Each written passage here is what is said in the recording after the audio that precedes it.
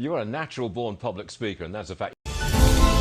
Do you actually feel guilty or were you just told to feel guilty? Focus on actually what we can do. Point it out and show it to me. You have the freedom to do what you want to and be what you want to in America.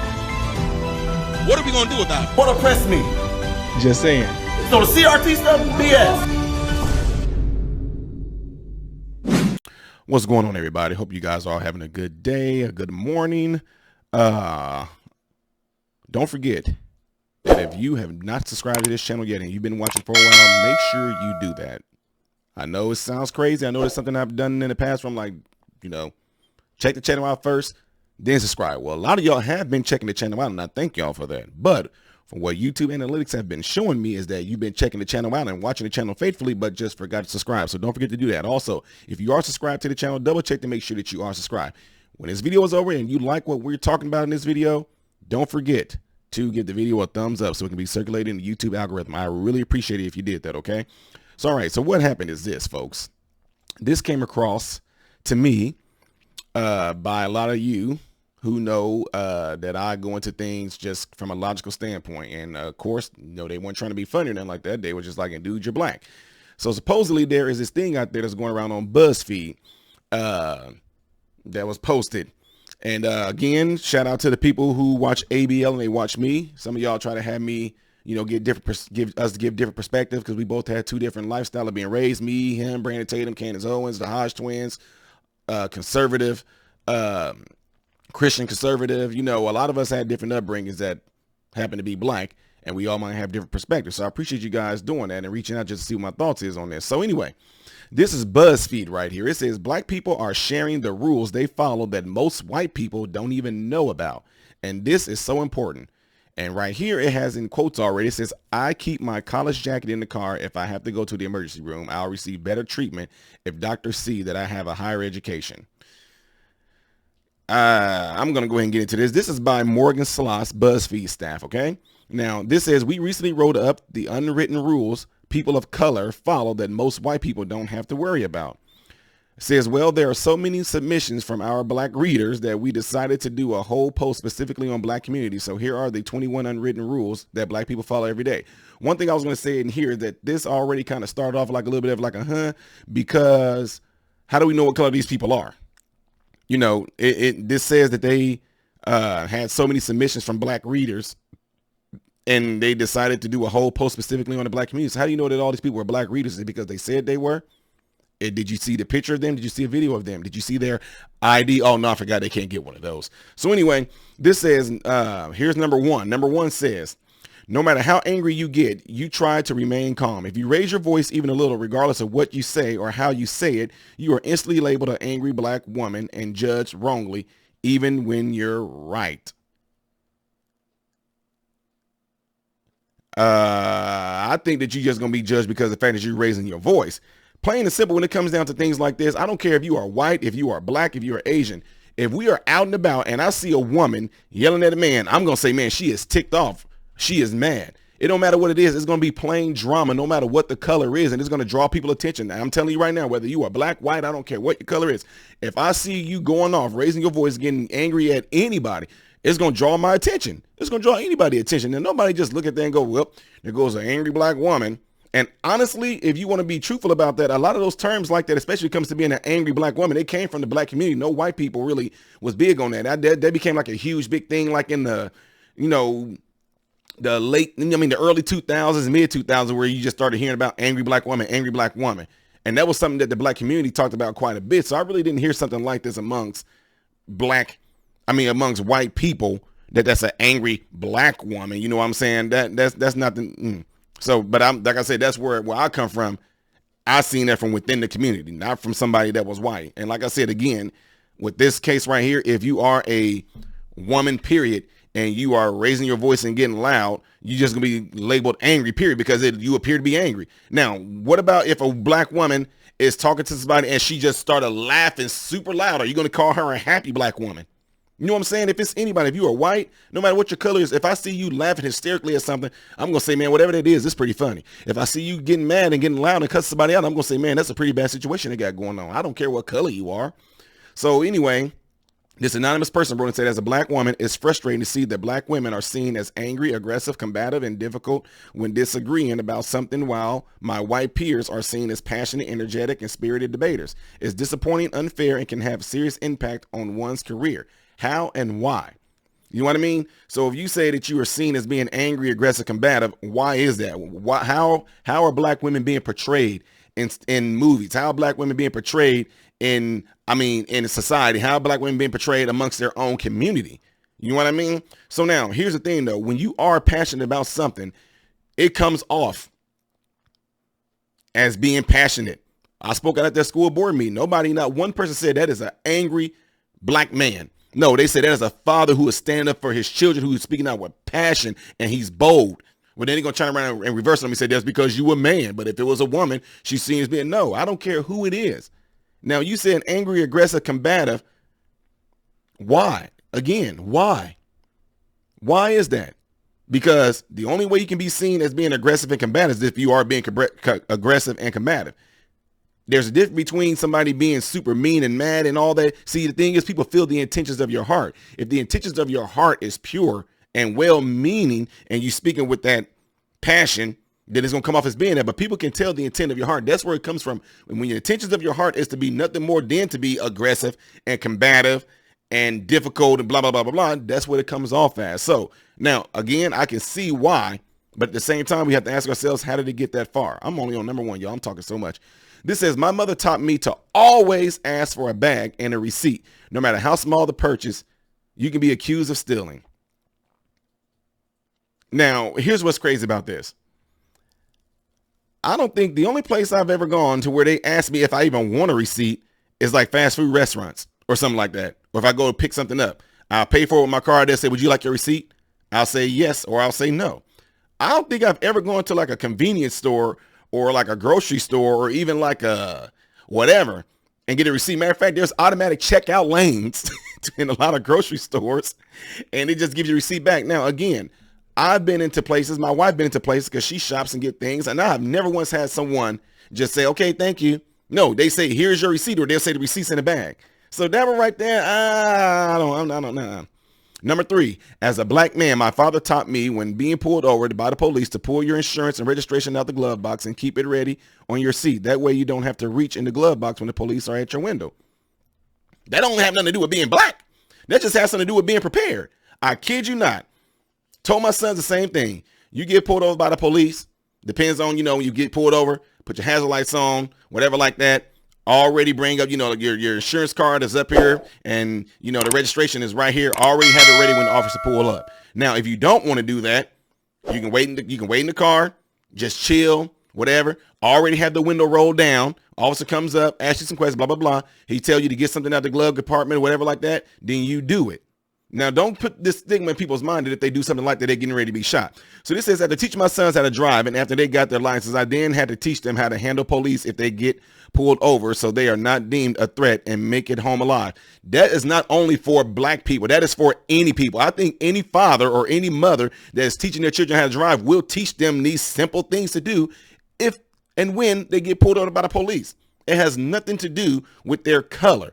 Police are there to do their job every single day. They don't care who you are. When they pull you over, they're not just going to be all laxed or whatever like that. No, I know there is, and I'm just being honest with you guys because I'm not naive to be stupid. That I know that if you driving a Mercedes-Benz, the police pull up and you got like a nice suit or something on, they might not even feel that you might be that much of a threat or anything like that, but it still don't mean that you won't be a threat, because I've seen videos of people that had really nice cars. They were dressed real nice, but they were having a crazy, terrible day. They might have lost a lot of money in stocks, whatever like that. Police pull up, he's relaxed, whatever like that, and that person pulled a gun out on the police.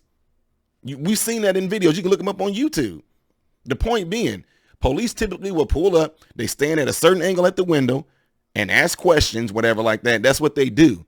So anyway, again, the fact that you had to throw it in there saying, as a black man, my father taught me. You didn't have to, you just could have just said, my father taught me. You didn't have to just say as a black man, because it's not just as a black man. It's as a teenager, as a new driver, period, whether you are white, black, Asian, whatever. So anyway, moving on, number 4, as a black woman in a predominantly white area, I make it a point of approaching staff first in stores when I walk in. I ask and and not just question in a friendly, high-pitched voice. Even if I don't need anything, they seem to feel safer around me, and they don't follow me around when I do that first. Okay, I have no idea what that's supposed to mean. I mean, if you go in there and you make it a point to talk to the staff, like for instance, me and my wife, the grocery stores that we live in around the area that we're in, we know the people really well. Want to know why? Because when we go in there, we speak to them. You know, I go in there and I see some of the clerks, whatever, and they'll look, how you doing? I'm doing good. That's it. I speak to anybody. I don't care who it is. I speak to the people walking around in the store. I don't just speak to the people that work at the store and don't get followed. They don't do anything like that. Now, when I do go in there, and after we've made this good rapport with them, because it's not because we are black or anything like this, because we are just generally, we're nice people. We speak to everybody. And matter of fact, a lot of people in the stores that we go in, it's a mixture of black, Asian, white, period. So when we go in there, we speak to people, period. Now, what that does a lot of times is that they'll let you know. Sometimes you go in there, be like, hey, just to let y'all know, they got a good meat sale going on back there. You know, the things where they say, you know, sell by or freeze by, whatever like that is going on back there. So I know I've seen them put some bacon out there, and I've seen them put some ribs out there. So, you know, y'all might want to check that out. Boom. Awesome. I don't go in a store just all of a sudden want to speak to somebody for the sake that I just don't want them to follow me around the store. That's a dumb excuse right there. I'm sorry.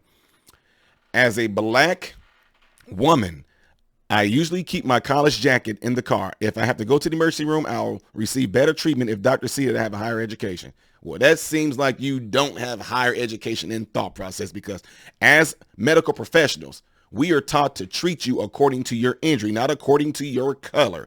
When they say we have a female that came in here who just broke her leg, she was in a motorcycle accident, they don't sit there, I wonder what college she went to. I wonder if she went to Stafford. I wonder if she went to WashU.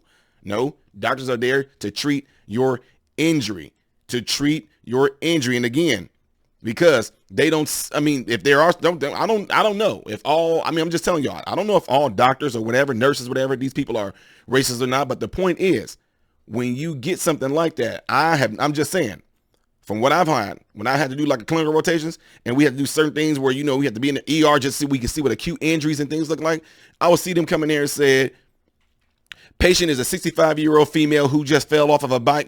I never hear him say patient is a white male or a white female or a black woman or a black man who end up they said patient is a, but I'm not saying they don't do that. I just never heard it. But I don't think that's going to dictate how the doctor treats you unless that doctor is racist. And if they are racist, I guarantee you that they cannot treat you. Ladies and gentlemen, you cannot not treat a patient. You can, a patient comes to the ER and have something like a real bad emergency. You just can't be like, well, since she's a black woman, I don't see her jacket. Get the hell out. Get your money and get the hell out. Slightly slid on. Get the hell out. Come on now. Get your money and get the hell out. Do better than that. I'm from Louisiana, where they still have sundown towns. Avoid them at all costs, but if you have to pass through at night, make sure you have a full tank of gas so that you don't have to stop. When road tripping, every black person knows not to stop in the rural area for gas for a pee break if you can help it, especially at night. I know someone whose child actually peed their pants because the area they were driving through was sundown town and they weren't going to risk it because somebody put that stigma in their head. Come on, man. Y'all, come on, stop with this. These places that I like have these businesses, whatever like that, these people are wanting to make money. You pull up, want to buy some gas, whatever like that, they want their money.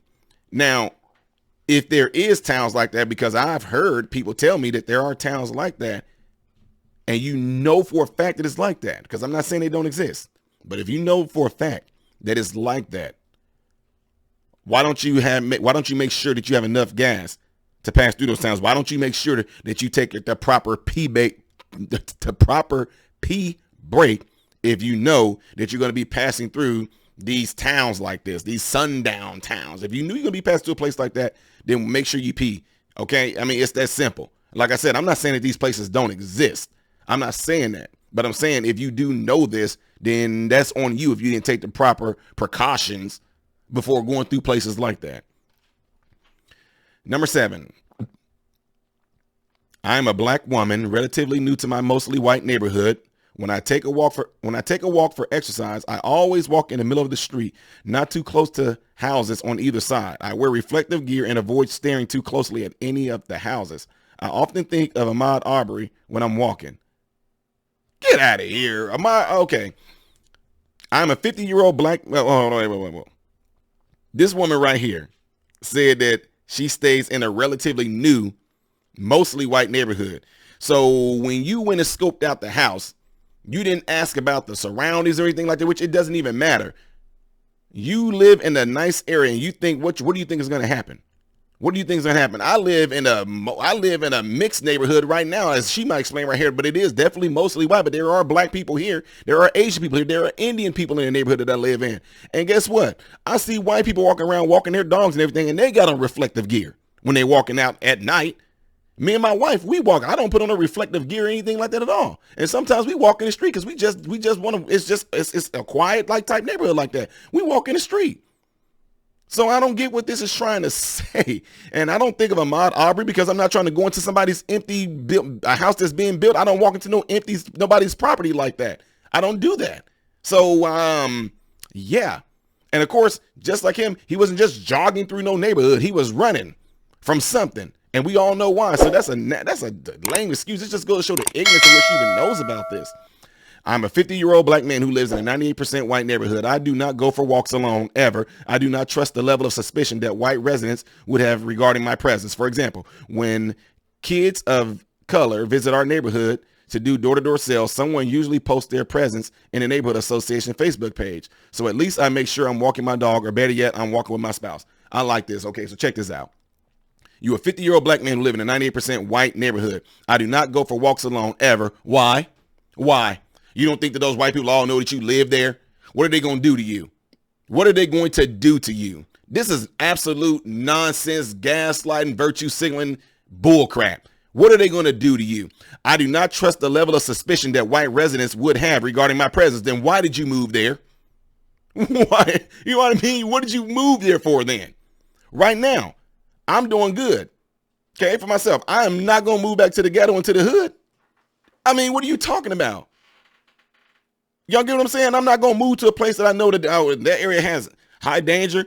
Oh, some church got shot over there. Oh, it's always fights breaking out over there. You're going to know that. But okay, let me go to this neighborhood where there's just peace and harmony there. But there's a lot of white people. So, you know, I don't know if you want to go there because you don't trust the level of suspicion that white residents would have regarding your presence. And what are they going to suspect you of? I can care less. If I'm living in the area, I'm just telling y'all, if I move to an area like we are right now, yeah, I'm being real. And I hope, look, neighbors, I'm not saying this as hate because I know y'all watch my channel. When I move into my home, I'm the type of person, I take care of business. I don't care to have to know people, is what I'm saying. I am a very people-friendly person. They speak to me, I speak to them. We have conversations, But what I'm getting at is this. When I moved into the house and started living here, I didn't care who lived next door to me or anything like that. That wasn't my reason of moving there was not who am I surrounded by? By the white people, by the this. No, I just knew that I was moving to a good area, a nice area. People take care of their homes, they take care of their yards, whatever like that. Point is, now we end up knowing our neighbors, but my point in saying all that is that I didn't go there with trying to figure out, oh, they're going to like me. I don't know. And it's all these white people, white across the street, white next door, black one next door. Over there, there's Indian. Oh, I don't know because I don't trust their level of suspicion. What are they going to suspect you of? What? And who cares about what these people think of you anyway? Like, I don't care. Look, I like my neighbors all around me, but I don't care what they think of me, whatever thoughts they may have of me. They may disagree with stuff I talk about on YouTube. I don't care.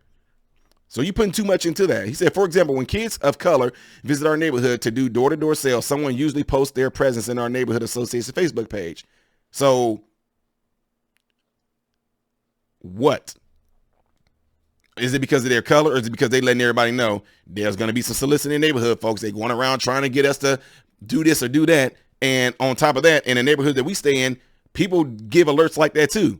They let you know that Mormons are going around, and what color are them suckers going to be? Huh? What colors do you see most Mormons? I've never seen a black one. I'm just being real with y'all. But Mormons go around, and they're white. People do the same thing in the neighborhood. Oh, Lord. And matter of fact, we had some kids that yelled it out. They didn't know that they were Mormons, but they just yelled out, the Jehovah's Witnesses are in the street. And these were white people yelling this out loud because they didn't want to be bothered by them. So that right there again, if you show an example, and if he actually shows screenshots of the neighborhood, show all the screenshots. Don't just show the screenshots whenever they, or whatever it is that whenever they make an alert about colored ones being in the neighborhood. He said, so at least I make sure I'm walking my dog, or better yet, walking with my spouse. Why? So if you feel like you're in an area of danger, why did you move there? And if you don't like it, and you don't like the way that they're suspecting you of anything, then go move somewhere where you'll feel comfortable then, because you are the one that put that uncomfortableness in your own mind. Them people probably ain't even thinking about you, but you think they're thinking about you when they're not. Number 8, I was taught to be an overachiever because no one expects a black woman to be smart and well-spoken. Who told you that? I was taught to be an overachiever because no one expects a black woman to be smart and well-spoken. Who told you that? Who told you that? You need to talk to that person. I'm not expected to have a voice in anything, and many are shocked when I do. Give an example. I would like, that's what I'm saying. Things like that, you just can't make a statement. Give me an example of how people are shocked that you made a statement. Were they shocked because you actually made a really good statement and you didn't know that that's what they were shocked at? You know what I'm saying? See, they are astounded when I can actually verbalize my thoughts and opinions in multi-syllable words.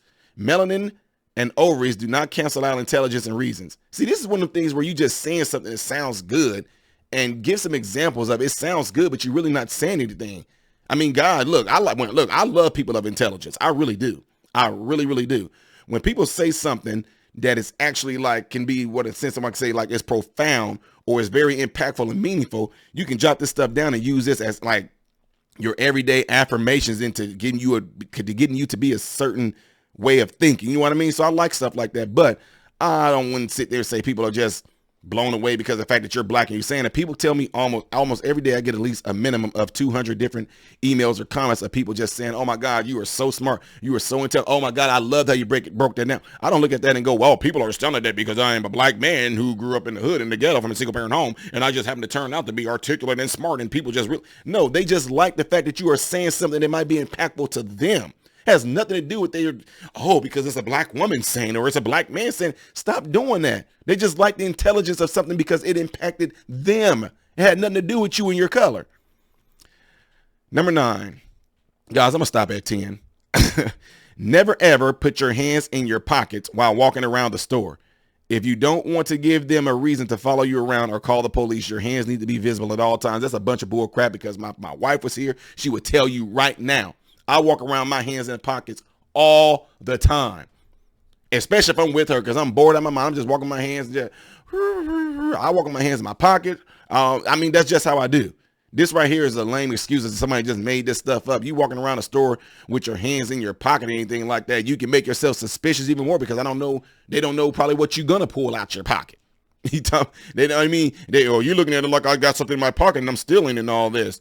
I mean, any person, honestly, it depends on the situation and everything, but if you just walk around with your hands in your pocket, shoulders all hiked up high, I'm going to look at you because you look weird walking with your hands in your pocket like that. Now, like I told you, I walk with my hands in my pocket because they can see me walking next to my wife, whatever like that. Or sometimes I got my keys in my pocket. I got my phone in my pocket. I'm just walking my hands in my pocket because I'm bored out of my mind, walking my wife when she's shopping. When I'm by myself, I'm getting what I need to get. I'm hustling. You know what I mean? So this right here, you look weird having your hands in your pocket, period, because they want to make sure that you don't have nothing in there. Now, you say if you don't want them to give a reason to follow you around or call the police, but if the police showed up and your hands are still in your pocket and they don't know what you got in there, the police going to say what they going to say to you. Let me see your hands. So it's too conflicting right there. If your hands are out of your pocket, you're going to get followed around. If your hands are in your pocket, they may call the police and suspect you of something. And the police going to say, let me see your hands. Come on now. Number 10, as a black man, never get into an elevator with a woman alone. Always wait for the next one. What is that supposed to mean?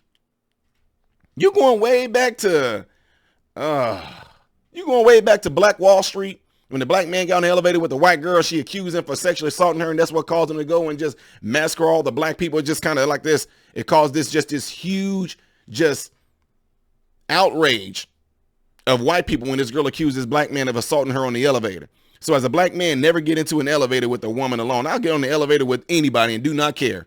Always wait for the next one. That's what I'm saying. Never get into an elevator with a woman alone. Why? Because a woman going to attack me? I got you. That's why you say don't get into an elevator with a woman, because a woman is going to attack the man and try to rape him. I forgot all about that. Stop with all this nonsense. Always wait for the next. What if the next one got a woman on it? Then the next one got a woman on it. What's supposed to happen? What is the reason behind all that? You know what I'm saying? As a black man, never get to the elevator with a woman alone. I don't know what's going on. I mean, if that's the case, if I get on there and that woman has issues, she can step off. I'm serious. I don't know what's happened to that woman and her. I don't know what happened to her in her past. I don't know. But if I'm getting onto an elevator and the woman is on there and she has some past trauma, which she probably had, and she's been raped, she can step off. I'm just saying, y'all.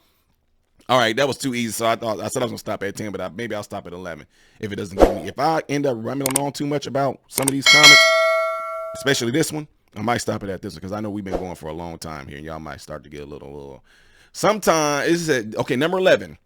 Something I know I have to be careful of in public as a person mixed with white and black is remembering which parent I'm with and how to act. This is called code switching. I have to make sure I act okay so I'm not labeled as ghetto with my mom or whitewashed with my dad. What would make somebody even say that you're ghetto? Does your mom talk ghetto and does your dad talk white? I don't get that.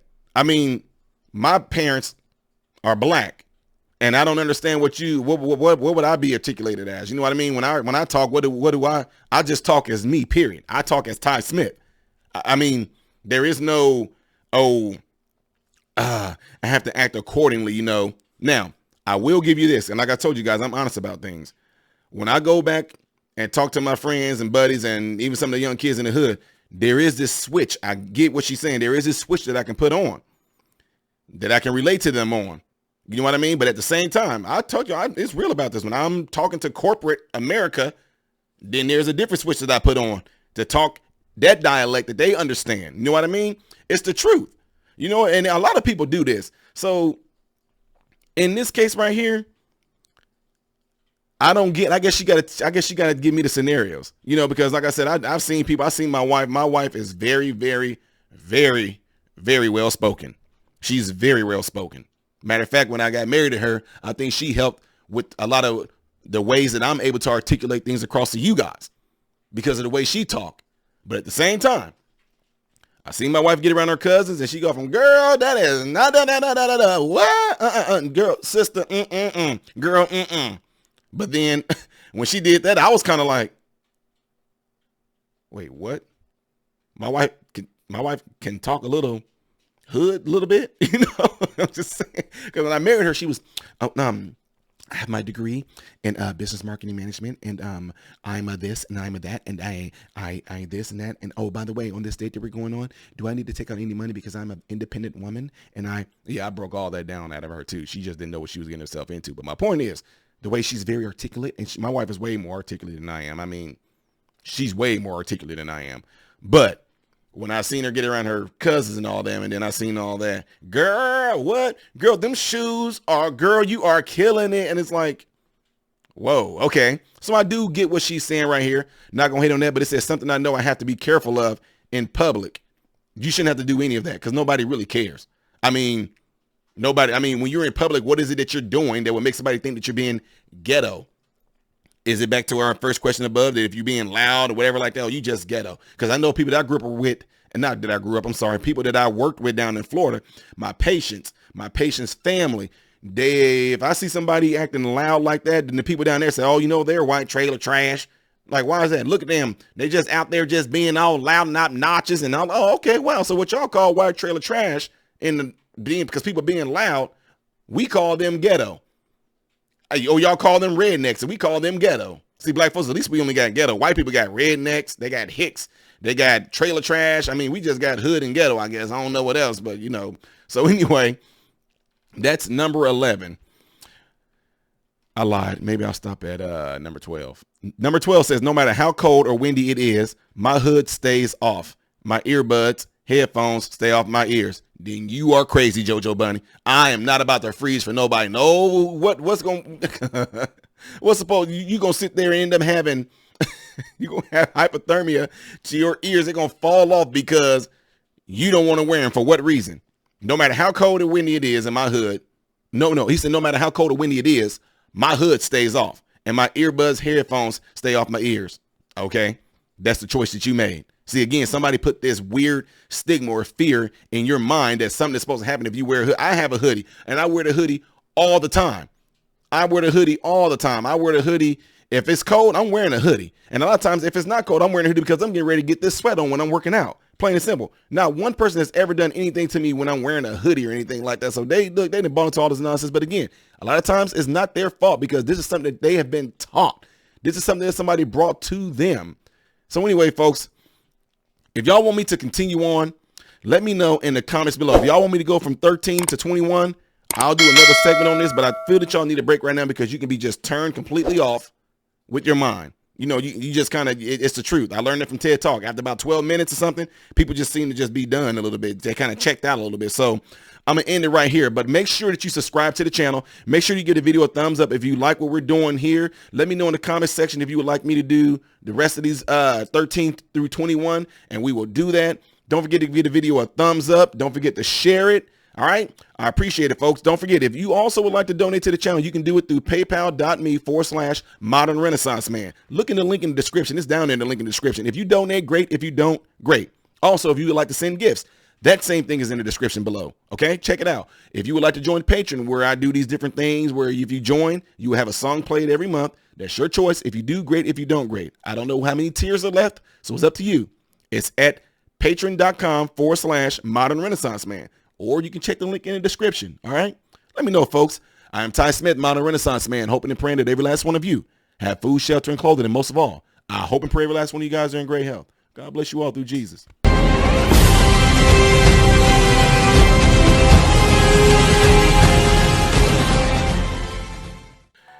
What's going on, everybody? So, hey, check this out. I appreciate you guys watching. I appreciate you taking time out of your day to view these videos. Do not forget to subscribe to the channel, give the video a thumbs up, and also right here is where you can catch the next video, the latest video that I've done. But like right up here, this is stuff that I've done kind of in the past. So in this area, you might find a video that I've done in the past. It can be funny, it can be something serious. It does not matter. But this is something that you can also do to check out more material that I do in my channel, because I do a lot in this channel. All right. So again, appreciate everything from you guys. Keep on watching it, keep on supporting it, and God bless you all.